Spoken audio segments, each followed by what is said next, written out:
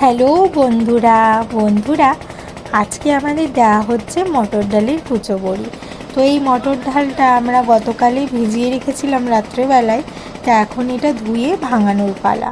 আর তার মধ্যে জানো তো আজকে একটু সমস্যা হয়েছে, সকাল 6টার সময় চলে গেছে কারেন্ট, তা দেখি আর আসছেই না। প্রায় এখন বাজে 8টা সাড়ে 8টা মতন। তারপর কারেন্টের অপেক্ষা করে করে এখন এই জেনারেটরে আমরা এই ডালটা ভাঙাচ্ছি, নাহলে আরও আগে আমাদের বড়িটা দেওয়া শুরু হয়ে যেত। তা ডাল ভাঙানোর পরপরই আবার কারেন্ট চলে এসছে, এটা একটা বাঁচোয়া। তো এখন এই যে ফ্যাটানো মেশিনে আমাদের এই যে ডালটা যেটা ভাঙানো হলো সেই ব্যাটারটাকে আরও ভালোভাবে ফেটিয়ে নেওয়া হচ্ছে। আর এই যে প্লেটগুলো দেখছো, এই প্লেটগুলোর ওপরে এখন আমরা বড়িগুলো দেব।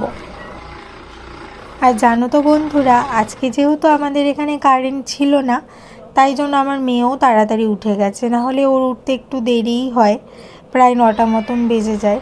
তবে কারেন্ট ছিল না বলে আজ সকাল সকালই উঠে গেছে। তো এই দেখো, এই যে ডাইসটা দেখছো, এই ডাইসে করে কিন্তু আমাদের বড়িটা দেওয়া হয়।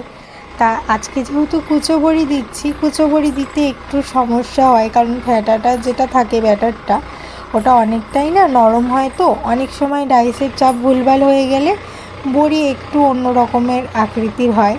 তো কিছু করার নেই, এইভাবেই দিতে হয় আমাদের এই কুচো বড়িটা। আর দেখো বন্ধুরা, আমরা যে প্লেটগুলোর ওপরে বড়িটা দিয়েছি, এবার এগুলোকে রোদ্দুরে শুকো দেওয়ার পালা। যেহেতু আমাদের বড়ি কাজটা পুরোটাই নির্ভর করে রোদ্দুরের ওপরে, তা এই রোদ্দুর না হলে বড়ি কাজ করা সত্যিই অসম্ভব ব্যাপার। এই দেখো, এবার এগুলো সব আমরা উপরে দিয়ে আসবো ছাদে। তো প্রায় 1-1.5 ঘন্টা যদি ঠিকঠাক রোদ্দুর পাওয়া যায়, তাহলে মোটামুটি আমাদের বড়ি সব উঠে যাবে।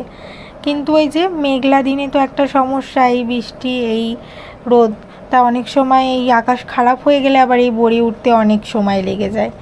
যাই হোক, আমাদের বড়ি তো আজকে দেওয়া হয়ে গেছে, কিন্তু আজকে অনেকটা সময় লেগেছে যেহেতু কারেন্ট ছিল না। তো আজকে মোটামুটি আমাদের বড়ি দিতে দিতে প্রায় 10:30 মতন বেজে গেছে। অন্য অন্য দিন আমাদের 9টার মধ্যেই কাজ হয়ে যায়, কিন্তু কারেন্ট না থাকা একটু প্রবলেম হয়ে গেল।